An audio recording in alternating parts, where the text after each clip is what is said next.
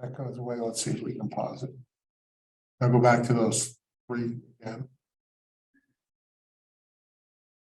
Right. Okay, how you going? Let's do it. All right. Welcome, everyone. I'm gonna call the meeting to order. I'm gonna start off by taking roll to establish a quorum. Commissioner Iverson. Here. Commissioner Metropolis. Here. Mr. Morris. Here. And then online, Tony, can you hear us? Are you there? Yes, good morning, present. Good morning. Okay, so we got everybody here to account for, so we have a quorum. We'll go then by, I guess now go by starting down here. We can introduce ourselves, or I guess you want to start us off there. So. Sure, Scott Sales, Director of the Montana Lottery. Ann Charpentier, Marketing and Sales Director, Montana Lottery. Cassie Colchin, Quality Assurance Supervisor, Montana Lottery. Wayne, you want to go? Glenn Iverson, Commissioner. John Metropolis, Commissioner. Steve Morris, Commissioner. Ryan Costigan, Lottery. Leo Priggy, Commissioner. Denise Blankenship, Commission Secretary, Montana Lottery. Good. I think that's all we do right there. Yeah, that's fine. We do have one new employee to introduce. If you'd stand, Melanie. Melanie Caston graduated with a bachelor's degree in finance from Texas Tech. She's originally from the Houston area and arrived in Montana October of 2022 and began working as a accounting tech here in April of this year. And I just want to welcome her to the lottery team. So welcome aboard. Glad to have you. Okay, at this time, I'll ask for any general public comment. If there's anything online or anybody in the room that just has a general comment to make, or I'll also ask for public comment before we take any votes, but anything up front. And I don't, is there any? Mike, do you have anybody on?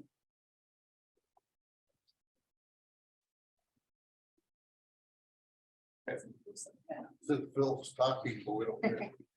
That's our Bruce Bill. Okay, so moving on to the next agenda item was just the approval of the past minutes. Did everybody get a chance to review the minutes from March 9th? Any questions or corrections? I move we accept them. Second. Okay, it's been moved in second. All those in favor signify by saying aye. Aye. Aye. Opposed? Same sign. Okay, hearing none, minutes approved. So it looks like we're gonna do an IT update with Kathy. Cassie Colchin, Quality Assurance Supervisor for the Montana Lottery. I'm just filling in for Phil here while he's away. Since the last commission meeting, we have tested and deployed the new user interface on the selected 10 sports betting kiosks. Those sports betting terminals in the field now have an updated look and feel to the display and the way you purchase your sports bet wagers. We also tested and deployed a handful of maintenance items, including updates to help the back end users. And Phil and Brian continue to work with legislative security auditors to ensure they have all the information they need to conduct their audit. Looking forward to the next quarter, I mentioned earlier that we just deployed all the new user interfaces on the 10 selected sports betting kiosks. We will be updating all of the sports bet terminals in the field in the next couple of weeks, pending some updates that we're waiting on. We will be deploying the complementary user interface for the sports betting mobile apps as well. And our goal is to get the deployment completed before the NFL football season begins. We're also designing our dual terminal release, where we will be combining the traditional kiosk with the sports betting kiosk. This is an ongoing project, and Phil will have a better update for the commission at the next meeting. And finally, the IT department will continue to work with the auditors to help them wrap up the current security audit. This was Phil's notes and he kept it short. That's all I have today. Are there any questions that I for you guys? Does the trying to get it ready for the next NFL season, that mean preseason? And is there betting on preseason? There actually is betting on preseason. We already have a mobile app in place that people can bet on currently. This is just getting the new interface out there, hopefully before the NFL season starts. Right, but will that be in mid-August when I think the preseason starts, or will it be in? I mean, technically, you can already bet on preseason now. You can already bet on futures, but yeah, I think we're just hoping to get it out before like August. Yeah, It's the plan, but we're dependent on our vendor, obviously. Yeah. Are we doing in-play betting? You know, for whether it's okay. yeah, yeah. And have for a long time. Oh, yeah, we've had in-game betting since the beginning. That has become more and more popular. In fact, I'll talk a little bit about I in-game wonder how betting. much it was growing. Yeah. Yeah, and I actually have a slide specifically for that, that I'll show you in my presentation that shows a little bit about in-game betting and how that's grown over the years. Cause you got it going on baseball right now too, don't you? Right, we have it with all, you know, a large majority of all of the sports have some in-game betting that's provided. Obviously, some are more popular than others. And certainly with baseball, football, you know, those are the, you know, obviously more popular. Basketball was pretty popular as well. But yes, and tennis is pretty popular as well. Really? Yep. Okay, anything further for Cassie? All right, moving on to the Intralot Report, Ben. Chairman's vote. Good morning, Chairman Brady, Commissioners. For the record, Ben Camerzell, GM for Intralot, Montana. First off, I've got staffing, promotions and new hires. We don't have any open positions. We have a web developer, and other than the web developer, we are still presently fully staffed. No transfers, no retirements. And we've just got the open advertised position of the web developer out there. Supply chain. So parts, I reported on this last time that we were having problems getting parts and acquisition of stuff and so forth. I'd have to say that that's improved for the most part. This is just FYI. With the exception of vehicles, we utilize for the most part Dodge Tromasters. They're front-wheel drive, big service van, and we've been unable to get delivery for over a year now, and now it's estimated, from what I understand, to be delivery of 2 vehicles by end of calendar year. So that's just kind of FYI. So projects at our facility, we updated our Helena data center fire suppression monitoring system. This data center is presently production for after switchover for Montana Lottery and sports betting. So they're running out of Helena right now. Interesting to note that the data center, this is weather related. We recently had to adjust controlled environment alarm points due to unusual and extended wet weather conditions, i.e. we were experiencing high humidity. And this has been ongoing, and probably will be for the next few weeks dealing with this. It's not anything drastic or anything like that. It's just more. We've implemented local rework of touchscreens and printers. Previously, these were sent back east for RMA, where they were reworked and then sent back to us. We alleviated a lot of shipping and shortened the time back to repair stock. So that's been a great improvement and a cost savings for us. We're going to begin our biannual A-line SOC 1 audit beginning July 10th. And this is an independent audit, not required by contract. But we always provide the Montana Lottery with a summary letter identifying any findings and related resolutions. That's basically all I have there, and then I've got to report on terminal numbers. So for sports betting, the active network right now is 502 kiosks and 135 dual TVs. Treasure Play terminals were at 377. By contract, we're required to have at least provide 400. Dream Touch got active 49. Wind stations, these are the big refrigerator type machines. We have active 55. Photons and printers, these are the and Genions, these are the ones behind the cashier's desk at call them convenience stations or grocery stores. There's 617 of those. Our present stock of terminals, duos, TVs is sports terminals. We have 75. These are inactive terminals in stock for deployment. Duo TVs, we have 142. Treasure Plays 30, Dream Touches 8, Wind Stations 1, and Photons, Printers, and Genions, we have 150. And presently in the field, we have a total of 1,735 active devices. And lastly, on the corporate side, so CEO, our new CEO, Nikos is what I'm going to call him because I can't pronounce the last name. He replaced Byron Booth as was reported last meeting, and he will be visiting Montana Lottery and the Montana Lottery Director, June 27th and 28th. Paul Ostendorf will also be here. That's all I have. If there's any questions. I have a question on the machines. How's that compare to last year? The numbers, that are placed out, total machines. Well, I think for sports, it's probably same time last year. I mean, roughly. I mean, we increase in locations, decreasing. Where are we at? Increase. Okay. About what, 5-10% or? Probably more around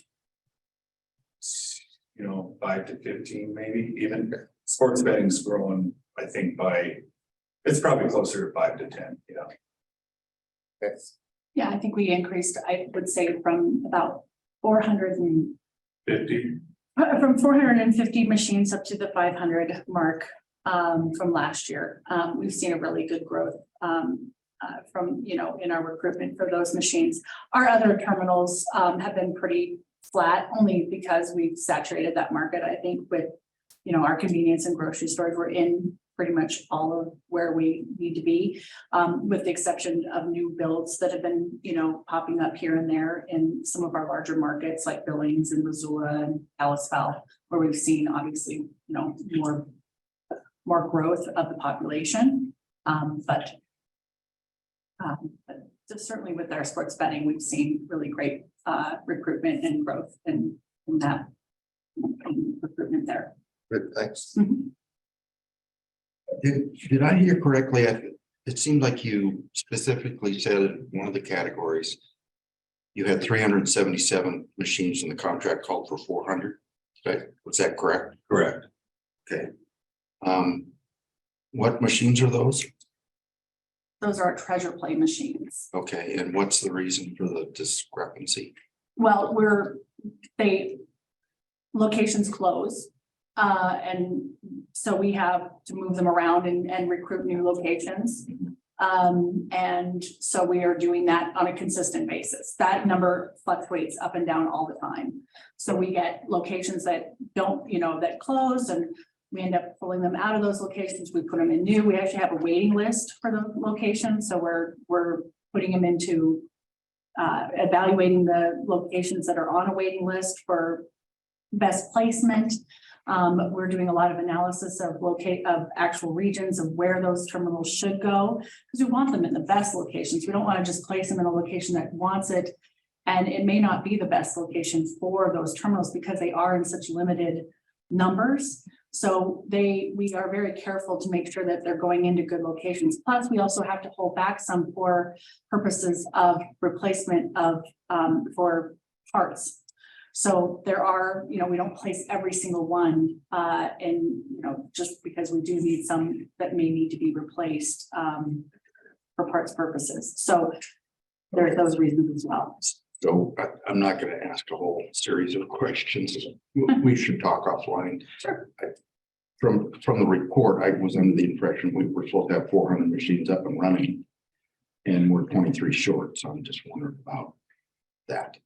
That would be a maximum, but we have locations that underperform, and in fact, sales manager recently went through a big study that over the course of last year to look at these locations that are underperforming and then move them to locations that perform better. So it's a it's a goal that we don't think we have a problem. I mean, I think we're within the framework of the contract. I would say that Intralot has been really good to work with on this subject matter, and I would say we're satisfied. I mean, it does fluctuate, and like Ann said, we want to get those machines in the best possible location. Just to put them out there and not have them utilized isn't advantageous to us because there's an expense in having them there.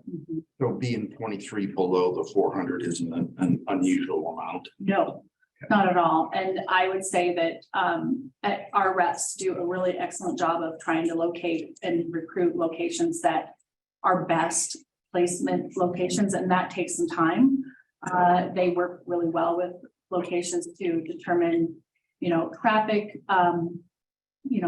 a retailer that really wants the terminal, wants to have that product in their location, is willing to work with us closely to build good sales in that location. And we know a formula, pretty well as what will work to, sell the product well in there. And so we want to place it in a good location because it does cost us to have it there. And it costs our vendor as well. And so we want to make sure that they're going in the right locations. So, and again, we have a very limited amount and they are sought after. But now I'm a little confused, but which boxes are these? They're the red boxes? Yeah, the treasure play red boxes. Yeah, Okay. you call it the red box. Yeah. Okay. So, Mr. Priggy, I just wanted to also make sure that we also take into consideration just not the sales piece, but the other location. By state law, we have to make sure it's available throughout the state. So that's part of the reserved area. They will have some access to a lottery product somewhere along. So we do take that into consideration. So when you're evaluating the places to place these, not only good locations, but making sure you're in compliance with distribution type thing. Right. And the 400, I would guess, was set before we had sports bet. Correct. Long before. And stuff. And so, I mean, we've changed the way we're doing things in regard to that too. So. To go along with what you're saying there, that was the whole impetus behind the dual terminal. So, we have a limited number of terminals. We can, in slower locations, if you could put a terminal that can be both, it makes more sense. So that's where we were going. So technically we're above that because of the dual terminal. Well, we're not quite to the dual terminal yet. Okay, yeah, well, we'll be though. Yeah, it makes sense that you'd eventually have just one, if you can get to that point, but yeah. And retailers can only give up so much space too. Right. Definitely a challenge for some. Yeah. But I don't want necessarily a dual terminal. When the shake-a-day gets up to, $40,000 or something, you got this big fever and this run up, and it takes a long time to print all those tickets out. People get up there and they're printing 30 tickets at a time. Well, your sports bettor comes in. He doesn't want to wait in line to make his bet. He could do it off the app. We came in, but a lot of them aren't going to do that. So, I think in some locations it makes sense to have both of those terminals. Definitely a good point. Okay, anything else relating to Intralot for Ben?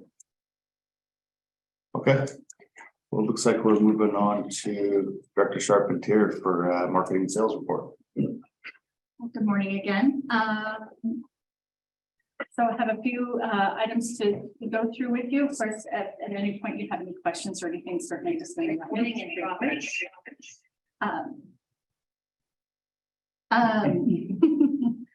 So starting out here, so we had another record year is on the horizon for us. And all due to the excellent work of the marketing and sales staff. Many factors have helped us to get to the highest sales levels, significant, especially the lotto jackpots, the increasing wagering with Sportsbet Montana, and the popularity of our treasure play games, to name a few. Working our way from top to bottom here, we have Powerball holding on still with a significant increase, especially helped with the large jackpot that reached 747 million that ended in February. This was the second largest jackpot run for Powerball this year. Mega Millions also had an unprecedented mega jackpot this year with the $1.35 billion jackpot back in January. Those sales resulted in a tremendous increase in sales for that game. As you can see, with over 11 million in sales to date. And moving down the chart, we spoke last commission meeting about Montana Cash and its record jackpot earlier this fiscal year, specifically back in September, contributing to its sales increase. Then we had another Montana Cash jackpot run that ended on February 8th, where a lucky player in Helena won $1.35 million on its second highest jackpot ever. And then currently our jackpot is over 540,000. So setting us up to end the fiscal year on a great note for Montana Cash. And this chart focuses on our treasure play sales through week 49. The treasure play chart depicting the sales by week, which are driven primarily by progressive jackpots in our bars and casinos. In fiscal year 23, as previous charts indicate, we are seeing a slight increase of just 0.3% in treasure play sales as compared to the similar time frame last year. Still an increase though. And then we'll talk briefly about Scratch. So a quick look here tells us that the product is doing very well. The performance has been a bit flat in comparison to last year, but this is a win in our eyes as we are normalizing at a much higher sales level than previously during the pandemic level. Our average Scratch game sales week activations are at $464,447 with just a couple weeks left in the fiscal year.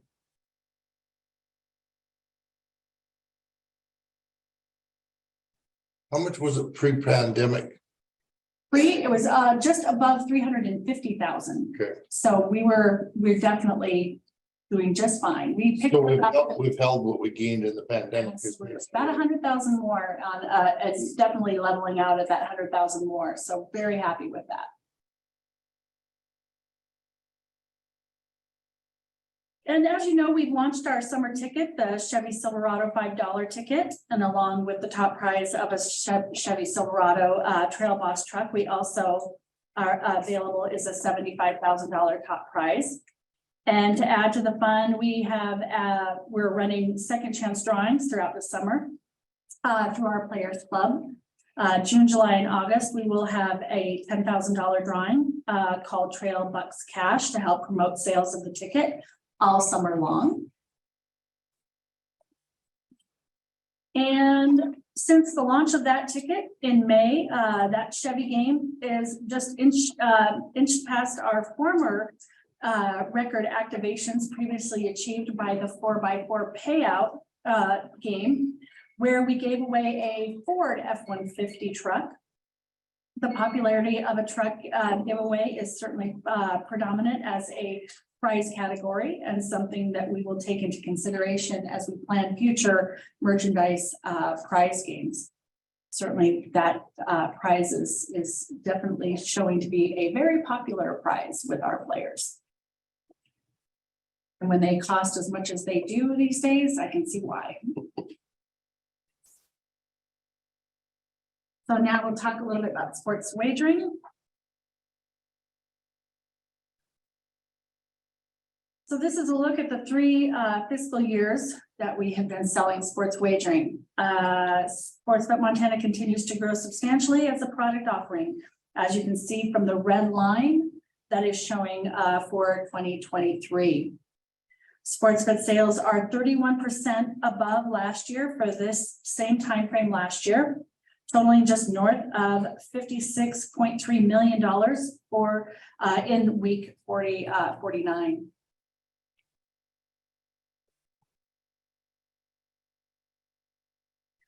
And this looks at how all the sports markets are performing by device. Since the start of the product back in March of 2020, we have 91.6% of our total wagers being placed through the machine, and the remainder being placed through account play or mobile device. The sport with the most wagered is basketball, with over $48 million overall, with football following closely behind at $40.6 million.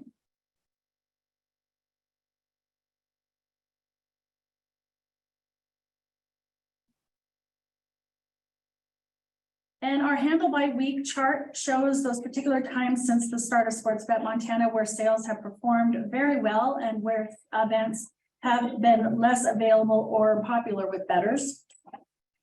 The spikes are primarily centered around events like professional and collegiate football and also NCAA men's basketball or March Madness.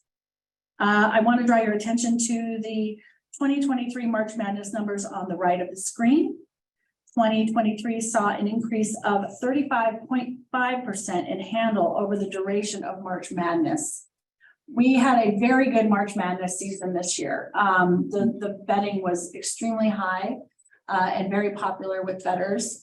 We were very happy with how March Madness went. And during that time frame, it was probably the most activity we'd seen over Super Bowl, over NFL playoffs. It was definitely the most activity we'd seen since starting Sportsbet Montana. Now, that's what the change in there we made in regard to the contracts and the costs coming out, which increased what we could pay out too, didn't we? Between 22 and It was 23. after that. It was yes. after that. Yeah. Mhm. Mhm. Yeah, we did that a year ago. Yeah, That was that's a year what, ago. but I mean, when you look at these numbers, that's part of maybe why it's up a little bit too, I would think. Certainly a contributing factor. I'd say the other thing is the reliability of the hardware too. Is that Yes, right? we've done some. The kiosks have been substantially more reliable when people go up to bed. Then it's probably the September timeframe. So Well, I haven't heard any complaints in the last 6 months, I think, so. There's been a lot of improvements. I think there's been also a lot of people have just grown a lot more accustomed to how everything works and they're really liking it. You know, we have a lot of changes coming up with this new user interface that we're putting out that Cassie spoke to. And that's, I think, going to even be more, accepting and exciting for players. It's going to be a lot easier to, navigate for players, and we're really excited to. Is your call volume down, stuff like that too? It is, and I think that, certainly from a perspective, definitely it is. Yes, yes. And are we unique to in the sports betting and the kiosks that are there other jurisdictions that don't allow the mobile app other than location specific like we are? We are very unique. Yes. So are you aware of any other? We are unique in that, yes, you have to be in location to make the bet. A lot of locations certainly are geofenced the state, Right? and you can basically place your bet from your couch versus, having to go to a location to do it. So yes, we are unique that way. There is another jurisdiction that is similar to us where I believe they want to do it similar to what we do, where they geofence the location or they geofence like a large casino. A destination casino. So it's not like our casinos where they're, one on every corner kind of situation. It's more like a destination casino, like a Foxwoods or Caesars or something like that. So they do that kind of geofencing. But we are very unique in how we offer our. There's been a lot of, talked to a lot of states, a lot of lotteries that have considered our model. And believe it to be a really great model. They're just not sure how to implement it, similar to how we've done it. Well, once they've implemented the system, it's pretty hard to put the toothpaste back in the tube. Okay, get off your couch, buddy. Right, or to tell a retailer, we're gonna take this revenue away from you. Right. And that's the biggest thing. So yes, I've had a lot of conversations with a lot of different states that have found our model would be very desirable, but haven't really implemented it yet. Well, as I go to these national beverage retailer conferences and meetings, I mean, we talk a lot about things like this. Mhm.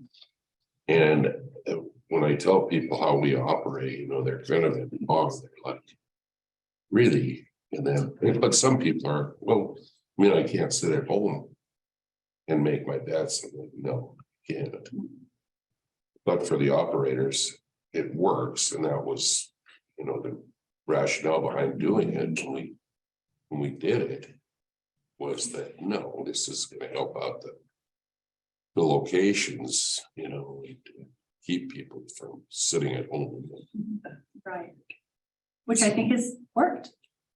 Well, yeah, but I haven't heard of anybody similar to us. I know that some states are geo-fenced, but not like we do it for local. Right. I think from a destination casino perspective, it has happened, but not like an individual location. Right. That's similar to our locations. Right. But we're also a very unique state in, I mean, we don't have, there's very little, there's a lot of states that do casinos similar to how we do it. Anyway. Kind of. Yeah. So. Steve, as a whole, the retailers pretty pleased with the way things are going. I think so. It seems like, you know, that, you know, there were a lot of complaints, like, Initially, yeah. you know, the problems with the kiosks and things, but seems to be pretty worked out. Yeah, done a lot of work to try and get things working as well as they are now. And we're pleased with, you know, the call volumes decreasing, the way the retailers and players seem to be, you know, interacting with the machines, they seem to be much better performing, and yeah, and the way that betting is going, clearly things are performing much better. But it's hard to compare to other, there are no similar, There's nothing to compare to. no, so. How about the haircut that we gave the retailers? Have they gotten over that and things are okay there? Yeah, we have not received any concerns. I mean, you know, on occasion, we've gone out, we go out and we visit with retailers on a pretty regular basis. And, you know, on occasion, we'll get a comment made here and there, but I mean, but they're also noticing an increase in their betting, you know, which they're very pleased with. And so I think that counteracts the cut a little bit. You know, they're seeing an increase in play, so they're noticing that as well. It's been fairly substantial in some places. I mean, the increase. Oh, yeah. No doubt. So we're 30% across the board. Yeah. Yeah. So So that pretty well made up for the haircut too, didn't it? Although it's not quite. No, but we should never started that high. Yeah. I mean, if we set a false expectation. Mhm. But even Ann and I just recently attended the Convenience Stores and Montana Petroleum Marketing Association meeting down in Fairmont Hot Springs. And I did hear one comment, but it wasn't like they were, you know, horribly upset. It's just like, you know, we like the 6%, but Yeah. they weren't gonna quit us. Yeah, but like Steve says, hard to put toothpaste back in the tube. Yeah. That's what we have to do. But there's no doubt in my mind, we made a good decision there. I mean, we made the game much more competitive to, you know, competitors that are out of state. And yeah, I think we made the product better by doing it. No, and it's showing in the sales, you know, certainly. so. Think how wonderful it would be if we had horse racing. I'm gonna talk about it. Talk about that, actually. Yeah, You did, I would. fine. So you were also talking about in-game. So here's a little info about in-game. So parlay and in-game wagering as a percent of bets placed is depicted here on this slide. Parlay wagers have seen a steady growth, especially during certain events such as football. In-game wagering during basketball and baseball is popular and has been seen a lot of growth, has definitely seen a lot of growth in the last year. And as you can see here, I mean, this is kind of a janky little slide here, but just taking a closer look at this, you can see how in-game has performed. And it kind of has an ebb and flow, obviously, but that's really event driven. It's going to be during times when in-game is more there's more markets offered for in-game, and during times of basketball, baseball, it's very popular.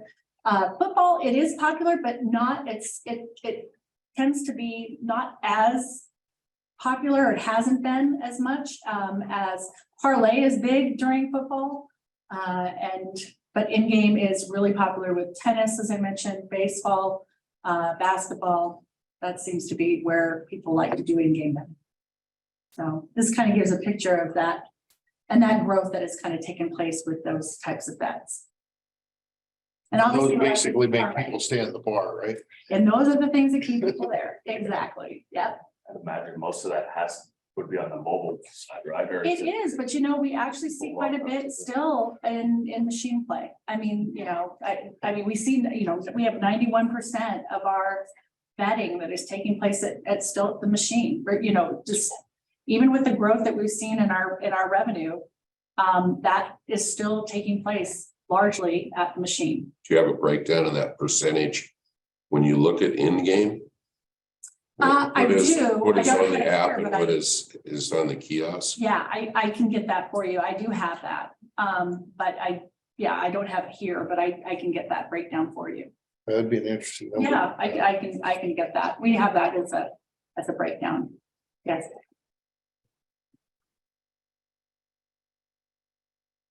So then, just to conclude, want to touch on some additional marketing endeavors of the department. So for fiscal year 24, which is just around the corner, it will be a very busy one for us, but hopefully result in another record year for the agency. We're looking forward to continuing to grow our sports wagering product and having another amazing run with our Montana Millionaire raffle game, of course. Anticipating learning a great deal from our segmentation study, which is in the works with Intralot, as well as our preliminary work on enhancements for the Montana cash game. And of course, we can't ignore the efforts that we will put forth on the RFI and RFP per the IT department. And we have much, much more, of course, in the works. And IT department, never a lack of work. And that's what I have at this moment. Is there any questions for me?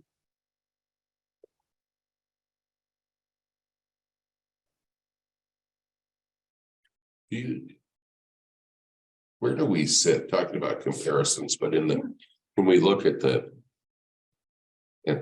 like other states and jurisdictions that have similar, I mean, not sports betting, everything else. Mm-hmm.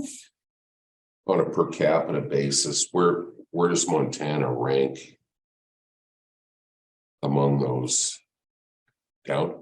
We're low. Yeah. Are we? We're a very small lottery in comparison to even like to go over and look at Idaho. But there's a lot of competition in Montana, as you well know, from a gambling standpoint. You've got the BGM business, and live poker and Keno. And so if you go to jurisdictions like Idaho, and they don't have sports gambling either, so it's just lottery. It's one of the few places that people can go to do a little bit of recreational wagering. So they're substantially bigger than we are. And then you go to other states, the big states, it's, you know, Texas, Pennsylvania, it's unbelievable the numbers that they throw up on traditional lottery. But like Texas doesn't have gambling either. Right. So It's, They can easily do $1.5 billion a year, What's that? $1.5 billion a Yeah. year. it's huge. It's massive, And they could, a lot of these places, some of these lotteries, you could buy lottery tickets on your phone, right? yes, Without. Correct. They have Or I lottery, right? yeah, they Yeah, go so you can- online, they, So like Montana, it seems like whether it's politically or just how it ends up working through the legislature, where our access to the lottery is pretty limited through these. Through these specific machines, stations and convenience stores. Whereas people in some of these lotteries are just they're playing doing, right, just buying their Powerball ticket on their phone. or at the gas pump. Yeah, I've seen those too. But the big issue is whether you had lottery before video gaming or after. Video gaming took that niche for gamblers before we ever entered the market. It's hard to recover that space you would have had before that. And if you watch the states and when they introduce that stuff, you'll see that difference. I mean, it's. And some states run the video game.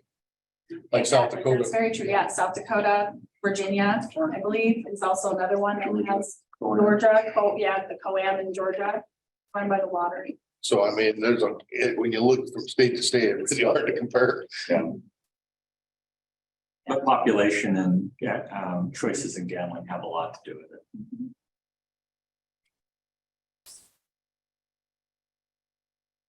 Anything else for Ann? Okay, hearing none, thank you. We'll go to Director Costigan for security report. Out of the gate, I want you to notice the stark difference between my presentation when I go through and all of the lack of nice pictures in mine, because I'm following marketing. So I just want you guys to know this. I was gonna spice it up, but. Mine's very stark. But we're gonna talk about two different things today. We're gonna talk about pari-mutuel wagering on horse racing. And then we have some terms and conditions and a parameter that we need to get changed. Simply, a large portion of it is due to Major League Baseball changing a bunch of rules. The pitch counts and delay a game and all of that other stuff. It's impacting. But first, let's get into pari-mutuel horse racing. Bottom line up front here, we were asked to explore the possibility of offering pari-mutuel wagering. We reviewed previous offsite pari-mutuel wagering in Montana, availability of advanced deposit wagering in Montana, our state statute, the administrative rules, and discussed the feasibility with the lottery contractor. Bottom line up front, based on the research, it does not make economic sense for the lottery to offer pari-mutuel wagering on horse racing. I'm done now, Steve. That's what I'm going to say. We're going to go on from there. The requirements for pari-mutuel horse racing for a specific, and you have to understand it's a tiered system within the state. So there's a license for the location that offers it, and then there has to be a simulcast network, which requires a separate license. So in my review of it, the interpretation, so if Steve wanted horse racing in his bar, he would have to get licensed as the bar, and then Steve would also have to get licensed as the owner. So there's two separate licenses there that you have to have. Then additionally, the simulcast network would have to get licensed by the Board of Horse Racing and pay a fee for them. That fee, I think, was $100. It's not a lot of money, but there's also, you have to negotiate an agreement with the Board of Horse Racing for that on top of that. The other piece to it is you would also have to then combine your pari-mutuel rules with the tracks that you're broadcasting where the races are being held. So in other words, you have to work out an agreement with that track to share, and that from that you get your odds and everything along that line from that. So that's a huge hurdle to overcome for us. Next one, man. There currently are no simulcast locations in Montana at this. Interview with previous location and a network operator. Some of the issues they talked about: lack of customer interest, dedication of space in the location, because you have to broadcast any race that you take a bet on. That's what I was told. So cost of the infrastructure and overall, they found that it's been decreasing over the years and it hasn't been profitable for them. Therefore, that's why you see it removed and no longer feasible in Montana. So why is it unprofitable? I think this is the answer here right now. It's the advanced deposit wagering.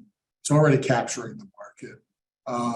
Allows an individual to place a wager from any location utilizing the internet. In other words, on my phone, I could have one of the 9 companies have a contract with, or not a contract, but an account set up with them. You can place the wager on your phone and be, or do it from the comfort of your home, like we were talking about. Is that the only place electronic wagering is allowed in Montana's horse racing? Yeah. Okay. In 2020, this is the last figure I could find from the Board of Horse Racing. There was almost $9 million wagered, and out of that, 400,000 was returned to the Board of Horse Racing for use by them. So going back to Steve's analogy, it's going to be kind of hard to get the toothpaste back in the tube. We got $9 million already going out. I don't know if we can compete with that. It doesn't really, it would be difficult to do. Well, if you go back to some of your comparisons though, on your sports bet slide. I mean, if that's the handle, the $9 million.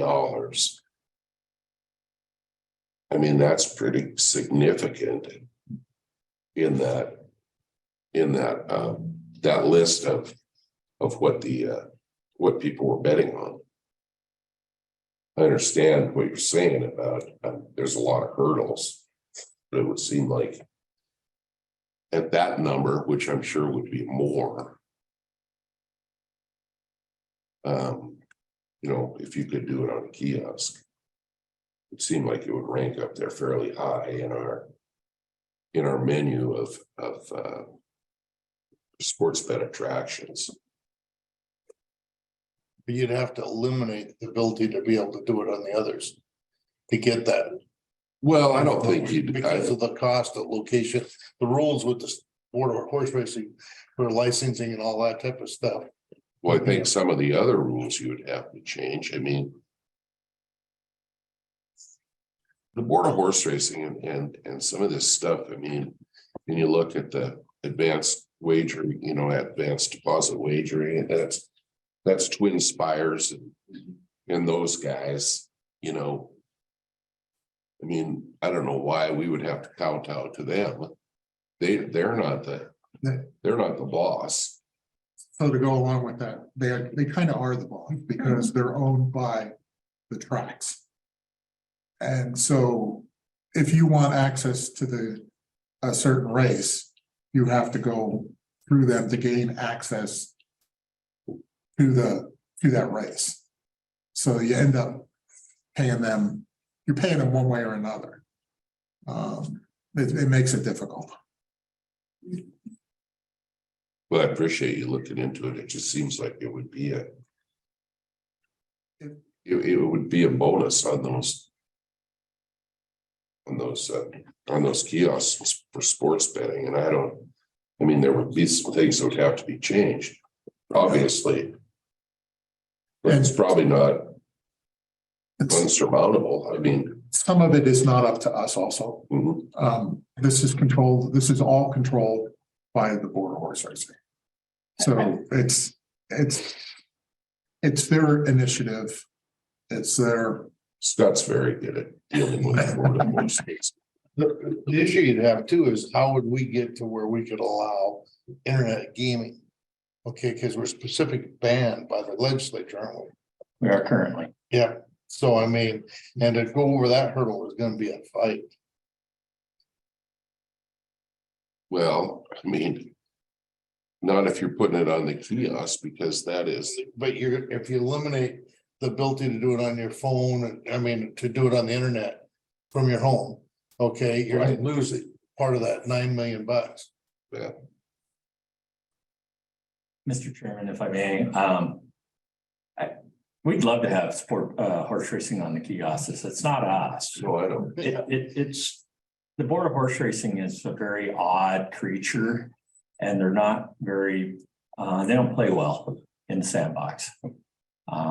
There's just a different group of people.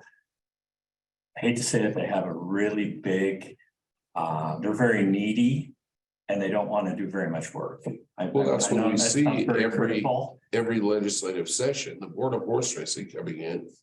And in a say of horse racing in Montana, if we just continue to supplement them. Yeah. You know, I mean, it's time for them to get off the nipple, get off the bottle. I've got an update that on Stand on their own. coming with the little legislative update. I can share some pertinent information on that. Because it seems like to me that if this would benefit them and allow them to quit asking for money, that would be a source of revenue for them. I mean, I don't know how it all shakes out. How you do that, but I get kind of tired of them always and blaming it on, video gaming and every other, and Well, how much work did they do for that 400 grand? Yeah, it seems like, Nothing. it seems like they're getting a nice cutoff for this advanced deposit stuff. I mean, like, it almost seems like to me, they've got this structure weeded out to make it so complicated and so many hurdles to get these, pari-mutuel betting things in their hand to push everybody to this. I went on Twin Spires and bet on the Kentucky Derby. It was like the easiest thing I could ever do. right. It took 2 seconds. It was like literally as the horses were going into the gate, I set up an account and placed a wager. I mean, it was awesome. So you have this really simple system that works really well that they're getting a cutoff of. It just seems hard to go back in and try to compete with them from our standpoint. Plus, you got to deal with the Board of Horse Racing.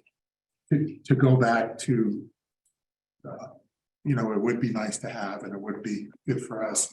Like when I was talking to one of the former operators, he said what he does now is he has iPads in his bar and the sports bar. And for these major deals, he may run specials for the Kentucky Derby. But he tells the people, hey, just right here, they bookmark, Twin Spires or whatever. He says, you want to place a bet on the thing? Here it is. They're not getting a cut of it, but they're getting the people in there for the race, giving them the ability to bet on it. And then they move forward.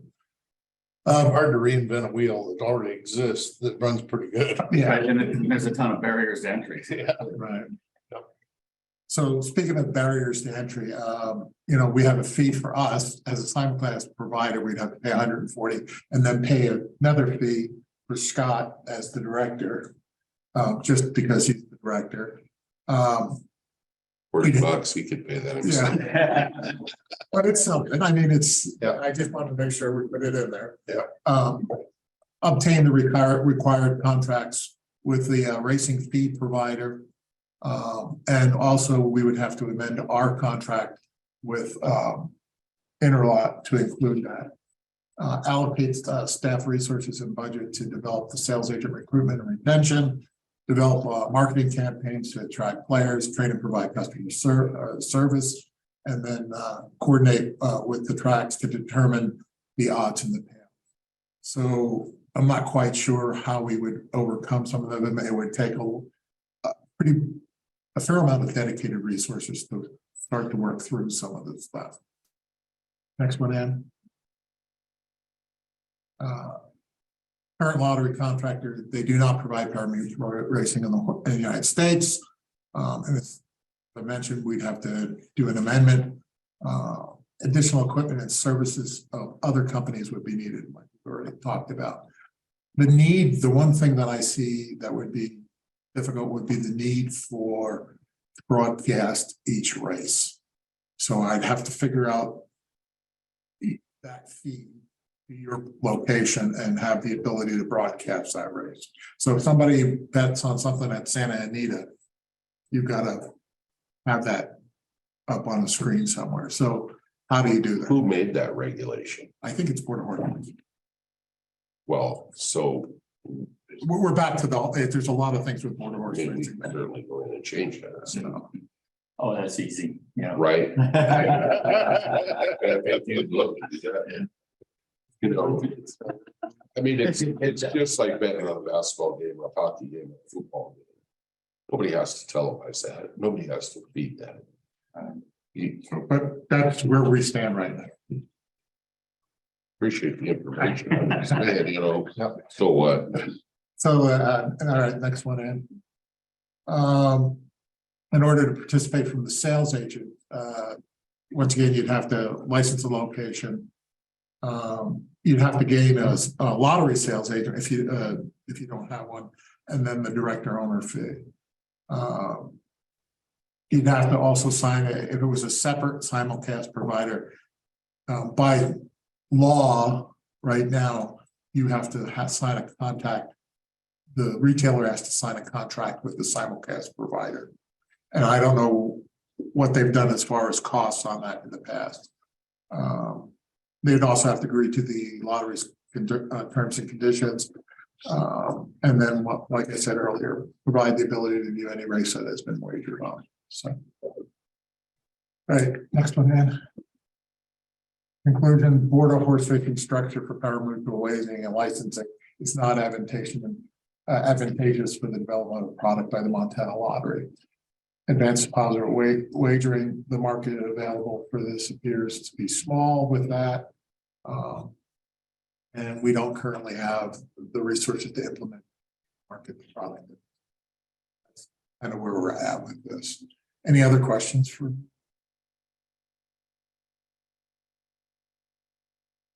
All right, now we'll get on to something that's a little different. Terms and conditions. We sent this out to you guys in email, and then it's also posted to the lottery website. Reminder, Chairman, that we need to have public comment before any votes on any of these issues that we talk about. So next, if you want, I can pull up the actual update, but for game parameters, 23 or 2023-5. Essentially, this is one concerning Major League Baseball. Has to do with pitch counts, at bats, and everything like that. So what they're trying to do is, instead of void the bet, they're trying to push the bet gets pushed up to the next at bat for the individual. If you want me to pull it up, then we can go. This all caused by the new rules. This is all about the new rules for baseball. This is the way it works right now. The bet is void altogether. And if it doesn't fall within, because of something impacted by the new rule. So It gets to be a base ball because they didn't pitch in time. Right. Or the bat or stepped out of the box at the wrong time, it's a strike. Right, exactly. Nothing to do with a physical act. Right. So this is trying to bring it back into that physical act. When you came up with these parameters, or Intralot did, I mean, this is the same thing everybody else is kind of doing. Yeah, It's like everybody. DraftKings, so I'm assuming everybody had to do the same Yeah, thing. everybody's rushing to make an adjustment. Okay. So. Any other questions on the baseball ones? So we need a public comment before you make a motion, basically. Yeah, and then. So there's a couple of these, should we do them in separate Up to you. motions? Yeah, why don't we do that? Why don't we take these baseball ones right now and see if there's any public comment on the baseball? Rule changes. Mike, is there anybody online?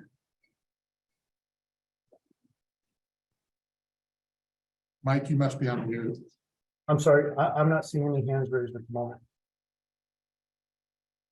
Okay, hearing none, I'll call for the question on the game parameters for the baseball wager types. I'm going to adopt. Second. Okay, all those in favor, signify by saying aye. Aye. Opposed, same sign. Okay, those are approved.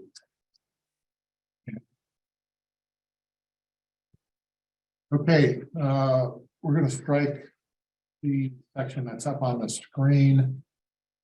regarding winter information so that we can conform to a change in the Montana code annotated. Pretty simple. Basically, we're removing this section because we can no longer release the name of a winner. Unless they sign off. Right, unless they sign off on it. So we're just gonna, we're gonna remove this section from that. Pretty basic. Questions from public commissioners? How about you guys, any questions? Okay, any public comment on this update to the terms and conditions? Mike, I see no hands raised. okay, hearing none. Entertain a motion. Don't move. Not doing that. Okay, it's been moved and seconded. All those in favor, signify by saying aye. Aye. Opposed, same sign.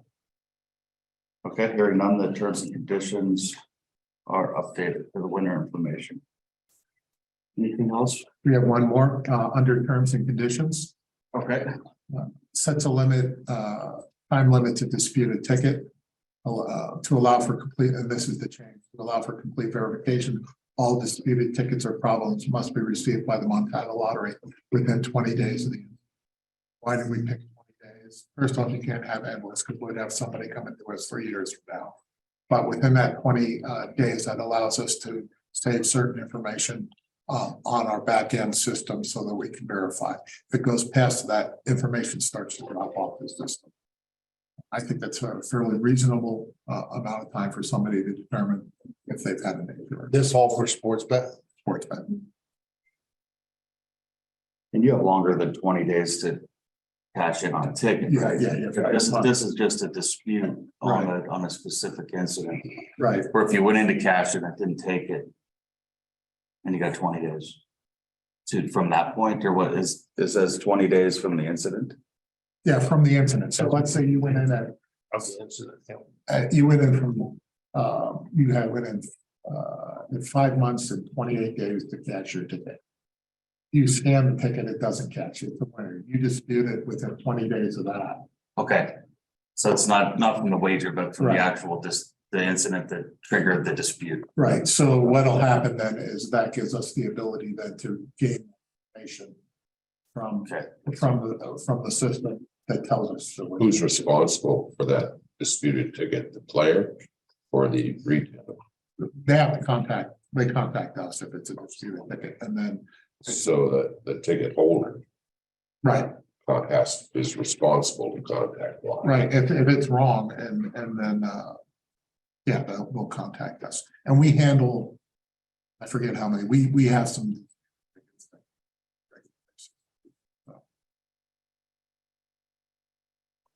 Indeed, that gives you enough time to do. It gives us enough time to capture the information and then. the Any other questions from the commissioners? Any public comment on this one? I see no public comment. Okay, entertain a motion. Move to adopt. Okay, it's been moved and seconded. All those in favor?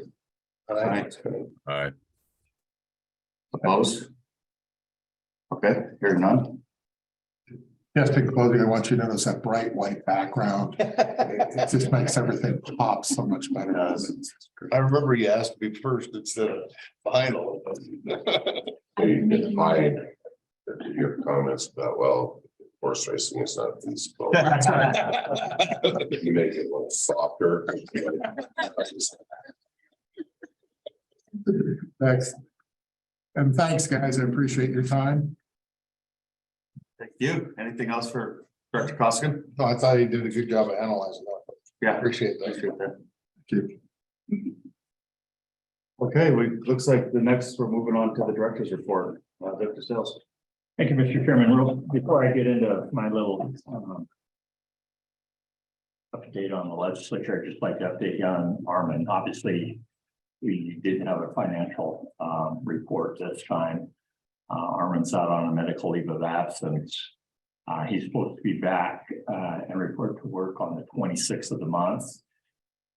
We're hoping that that's going to happen because we got obviously a lot to get done between now and the end of the year. So at some point in July, when it's convenient for the 5 of you guys, we'll have to have a Zoom meeting where we can go over the financials and get your approval of those at some point. But we won't be able to get a date set until Armin's return and see what type of progress he's making. But I'm hoping it'll be sometime before the end of July. We'll get that accomplished. This takes our approval for you to transfer the money, doesn't it? Yes.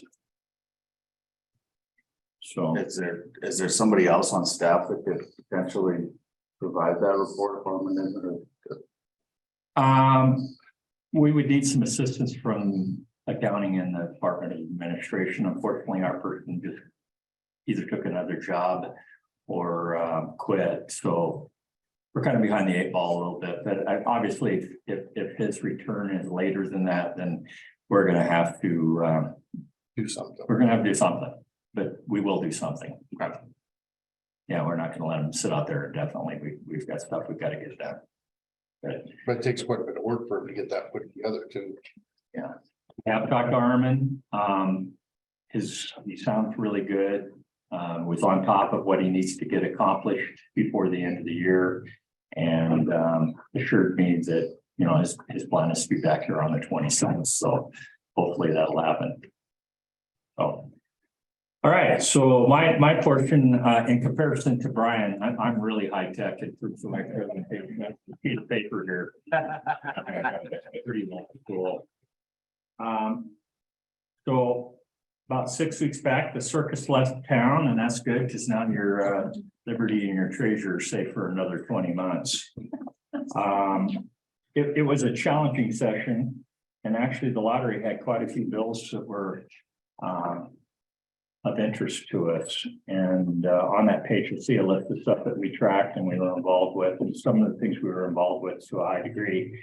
Senate Bill 102, basically, and we talked about this briefly already, back over a year ago, you guys made that decision to reduce the commission structure for the resellers of sports bet from 6 to 3%. That decision was in violation of MAPA, the Montana Administrative Procedures Act. I went before the interim committee at the time, and they allowed us to do it because nobody's ox was really getting gored. So I had this bill drafted to put that change in our rulemaking into statute so that we wouldn't have to, so that we'd be in compliance if we ever did that again. So it grants the board the authority, the commission the Right. authority to do it as we do. Yeah. Without going through the MAPA process. So that got signed by the governor. And then we had Senate Bill 133, which basically, not that the lottery was ever specifically mentioned in this, but back in 2007 was the sports fantasy for the benefit of Board of Horse Racing that the lottery was involved with for about a dozen years, where we lost a couple $1 million trying to give money to the Board of Horse Racing. This would have struck it was a repealer basically. Our involvement was always by MOU. We were never mentioned in the statute, but I thought, well, since we were never going to do that again, and the Board of Horse Racing didn't have the ability to do it on their own, we might as well just get that off the books. Unfortunately, that bill after it passed the Senate, got hijacked with an amendment by the coin operators. Rhonda Wickers put an amendment on there that really caused a lot of problems. And Commissioner Metropolis knows how this stuff happens in detail. And then it got into a big disagreement between different factions of the horse racing community, and the bill, once it got amended in the House and sent back to the senators decided to let the bill die in process. So it didn't change anything for us, but it would have been nice just to get that off the books, and maybe we can get that done in 2025 and prevent the bill from getting hijacked. But in terms of day-to-day, it had no effect on the lottery whatsoever. So I wouldn't count that as a loss. Definitely SB 102 was a win for us. SB 133 was neutral. And we go down to SB 168. This was a bill that was brought not by the lottery, but a senator had the idea it would be nice to be able to pay a bonus to retailers that sell lottery tickets in excess of, what was it? $100,000. Yeah, we pay a 1% commission on things over 100, capped at 5 million. We thought that would be a good idea. We came and testified on the bill. It fell through the Senate like 47-3. Got over to the House, got twisted around the axle and died. But once again, it didn't change anything that the lottery is currently doing. So even though it would have been nice for it to pass, it didn't affect us in any way. Moved on to Senate Bill 474. This was a bill that was a Trojan horse that was dropped in right before the end of transmittal. There were some really odd things that happened with this bill. It was referred to committee without the appropriate notice. It was referred to a committee that never hears gambling bills, and it was referred to a committee that had a meeting that never meets at 9 o'clock in the morning.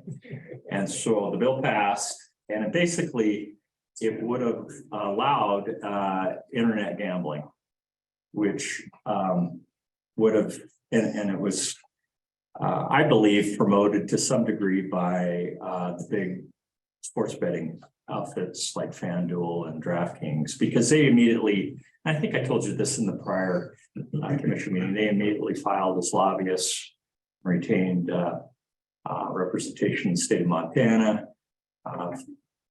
Fortunately, I was able to get the bill referred back to committee before it went to the House, and then it subsequently died in committee. And the reason why we were opposed to that bill was obviously if you have internet sports gaming that you can do from the convenience of your home, it would be deleterious to our efforts at sports betting as it currently sits. So we were glad that that bill met it a demise. So I would consider that a win for the lottery. I will add the caveat that I am pretty well convinced that there'll be a wholesale attempt in the next legislative session to go to full-blown internet gaming for sports betting, is my opinion. So it's imperative that the lottery and Ann and Logan and I have talked about this. We need to maintain this upward trajectory that we're currently on from a growth standpoint, so that it'll be harder for the legislature to say, hey, yeah, we don't need that money. To protect that portion of business. So that's something that needs to remain on the radar screen for us. Well, the better we're serving our customers and the less complaints is gonna help us a lot in that kind of thing. So I think that we're on the right path. We're on the right path. We can't lose focus because it's going to become an issue without a doubt. This was a last second thing without a lot of effort behind it. I think that won't be the case next time. I think they'll come, with both barrels loaded and with some money behind it. Do you think that was their strategy though, to wait till the last minute? Absolutely. I mean, it was brewing since before the session. I mean, Yeah. we know that. Yeah. We know the players. Yeah. No, I think so. I think they wanted to get by on the cheap and just kind of sneak it through in the darkness of night. And luckily we caught what they were up to. This If I time go down to Senate Bill 535, Yeah. and we talked about this because I needed to get you guys buy-in before we did this. This basically puts a sunset on our relationship with the Board of Horse Racing. So as of June 30th of 2024, we're done with the Board of Horse Racing in terms of trying to provide games that benefit their industry. Then we'll move on to House Bill. So that was a definite win for us, in my opinion. We move on to House Bill 2, which is the general appropriation bill where all the money gets spent. And we had mixed success there. Obviously, our core budget was protected, and we had asked for a couple different things from the legislature. We asked for to make a 3/4 position permanent or a full-time position. We got that decision package through, but we also asked for a full-time outside salesperson, one additional one. We currently have 7. We wanted 8. And I thought that would be easy to justify that considering the sales growth that we've had for 2 years running and the financial performance or transfer that we did to the general funds up substantially. So that was $150,000 ask over the biennium. It was very aggravating to me because the legislature was spending money on every little thing you could obviously believe. And I thought our ask was very modest and I thought it was justified, and they said that they couldn't afford that. So they turned us down. And then what really made me mad is that the next amendment that was put before the Senate Finance and Claim was to give the Board of Horse Racing $1 million freaking bucks with no strings attached. So I really wanted to tear what's little hair I had out of my head when that thing went through. So they end up with, it did get reduced to $500,000. House Bill 2 still hasn't been signed by the governor. I don't know if that money will remain in there. Obviously, that's not going to affect anything that we do here at the Board of Horse Racing, but excuse me. I feel like I work at the Board of Horse Racing at the lottery, and but we'll see what happens. But we did later through the process, we did get a half a FTE for this outside salesperson potentially, or we could use it any way we want. So we are in the process right now of looking at our staff and rearranging some positions that might free up some money so that maybe later next calendar year, we still might be able to get that outside salesperson with that additional FTE if we make some other staff changes within the lottery. So we may achieve our goal in the long run anyway. Did we get the salary increases we requested as part of the budget? We did. And then also House Bill 13 passed, which was the pay plan for all state workers. And basically on starting on the second pay period of July, all our workers, if I think it's the cutoff somewhere around $70,000. If you make less than $70,000, you'll get $1.50 an hour. And if you make over 70,000, and I don't have that exact number, but it's roughly 70,000, you get 4%. And that increase will be for the first full pay period of July going forward. And then in July of 2024, that same increase will happen again, 4% or $1.50, which is ever more to pay depending on your salary. So obviously that was good for the employees, and it was really needed with the amount of inflation that we've had. I don't think anybody at the most they were kept even. I don't think it was a big give to the employees by any stretch of imagination. I really think it was necessary. But we had also argued for some additional increases for pretty much all the employees of the lottery that kicked in last year. I don't know if you remember that or not. That was outside of the general negotiated pay plan for the state, because unfortunately a lot of our lottery employees were not even paid at the mid-level of the pay curves for individual positions. And so what we were up against here, oftentimes people would start here at the lottery, they would get trained, and then we'd lose them to a, like DOT or somewhere else that pays substantially more than the lottery did. So we did try to make that a little bit more reasonable. And the current administration, I'll add this too, realizes that there's some pretty big discrepancies from division to division. So the Department of Administration, is my understanding, is going to take a look at that and try to get that thing back more in line, so this cannibalization of some agencies doesn't continue to happen. So I think that's a good move, and I'm looking forward to seeing what comes out of that. House Bill 273, that was one of our bills. Basically, on the books, it said that the director of the lottery could not have any outside employment on their own time. The lottery director was the only individual in state government, including all the constitutional offices, that couldn't raise a few head of cows, or put up a little bit of hay, or do whatever they wanted to do in their own free time. That bill made it through the legislature and signed by the governor. Then House Bill 434, revised gambling laws related to sports wagering. This was a bill that would have outlawed courier services, and we have two of them that have set up shop here in Montana. We view this as incremental business, and we've talked about this before. Anyway, this bill would have outlawed courier services in the state of Montana. That bill died in process. We thought that was a win for us. We definitely view that as an incremental business to the lottery.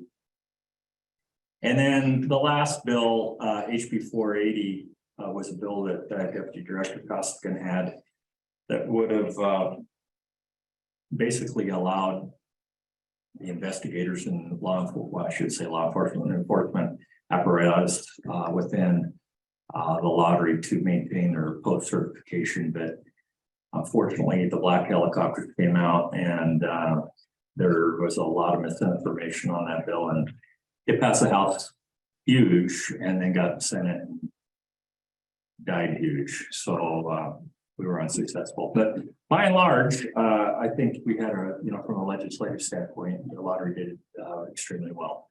Do you have any questions? Okay, that's all I got. Thank you, Mr. Chairman. All right, thank you, Director Sales. Yeah, looks like that brings us to the end of the agenda. Any other, I've got a lot of opportunity for additional comment at this time. Anybody have anything to say? Again, for the record, my name is Shauna Helfert. I'm with the Gaming Industry Association. Thank you for the opportunity to give some public comment today. I appreciate Director Sales' review of the legislation. The one item that I would ask this commission to do is to revisit the decision on allowing for the courier services to have the online sales of lottery tickets. And as was mentioned before, last year, this commission had brought up that conversation of whether or not that was allowable or not. And then there was a legal opinion done from the Department of Administration saying that it was allowable, or it was prohibited, or not, it was not prohibited from the state to do so. And I know there were several of us here questioning that legal opinion in the past, wondering whether or not that was, well, we questioned the legal opinion. I'm not an attorney, but we questioned it anyways. And I know the commission as a whole, you guys had lots of consultations around that, whether or not you should get a second opinion. And it was decided at the time, given the fact that there was a bill that was introduced during the session, or a bill was going to be introduced during the session. And so you decided ultimately not to have a second opinion, at least is what I can recall from that commission meeting. I believe it was in last year. Anyways, the House Bill 434 came about, and ultimately the bill said that it was changed to say that courier services were allowed to do what they're doing today. And that bill died on the House floor, 4852. And so from my perspective, again, I'm not an attorney, but I look at it from the perspective that the legislatures did provide that second opinion. And they did speak and say they don't want that courier service allowed for it, because the bill would have allowed for them to do what they're doing today. And that bill was the bill that failed. And so I wonder if that means that the legislatures have spoken and say they did not want that particular activity in their in the state. So I just asked the board or the commission to revisit that perhaps at the next meeting, put it on your agenda for additional conversation. Thank you.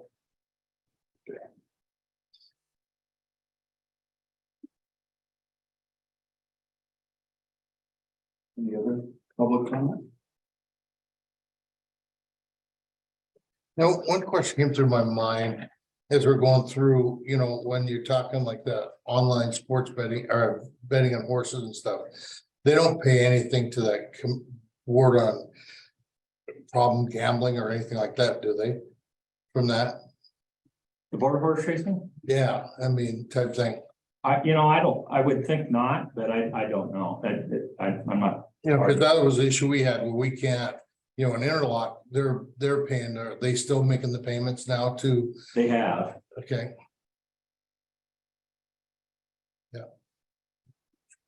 Commissioner, also in addition to that, not only does Interlot contribute, but the lottery continue to support them through some efforts by the marketing division. PSA type stuff. Yeah, that kind of stuff, where we can do that. Yeah, that you can legally do, yeah, right. I don't think the Board of Horse Racing contributes to that problem gaming fund. No, I don't think they do, and that's where that online betting doesn't either, I bet. The 404,000 of that goes there. That comes to the Board of Horse Racing, and we're from that. Right. Yeah, to Inspires or whatever it's called, yeah. Okay, anything else? Looks like the next thing would be the proposed, oh, Mr. Chairman. Before we end this, mhm. and I'm not giving up. I'm no quitter. So I would like to ask, and it's not a huge priority, but I would like to ask that you go back and take a look at those hurdles that you've described to us. And if you'd send me your deck, you know, and those hurdles, and we go through and identify those. And identify whether there are responsible. Well, whether there are things that can be done to change those or get over those hurdles. And how they have to be done, whether it's by rulemaking or statutory. Or negotiations with, I mean, there are, you know, negotiations with Interlot. Because you mentioned on there that they don't do currently any horse racing in Montana. And that's probably because of the advanced wagering systems. But they're worldwide. Do they offer it in, say, Great Britain or Ireland, some of the bigger racing country, Dubai? If we could identify some of that stuff, you know, you send it to me, I'll go through it. Okay. If the commission would agree to that. Sure. Do we need a motion or is it just? Oh, I think, yeah. You throw some Tell me to do a little bit of information together for Steve, that'd be great.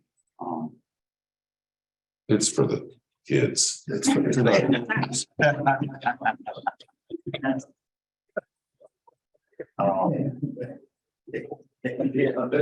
Anything else from the commission? Public, Mike, is there anything out there online? No public comment. Okay, so it looks like our next meeting day would be the 7th, and now remember, we're gonna probably have to get together through a quick Zoom. When Armin gets back, because that's gonna be important, we get a quorum together for that, so we can, you know, make the funds transfer, so. 7th of what? 7th of September. So that would be, what, the Thursday after Labor Day, probably? Correct. That's good with me. That doesn't interfere with the state convention of the Tavern Association. No, it does not. That's later. Yeah, I think you're right. The end of the month. Yeah. Okay. Okay, sound. For now, sound okay? All right. Then entertain a motion to adjourn. So moved. Second. Okay. Adjourn. Thank you. Thank you. Thanks, everyone. no. Well, make you like Obviously, I'm I'll write it down one day. I'll take John all, maybe we'll go all of that, but not good. Come up with that. You're new. well, with the. I tell you, part of it is.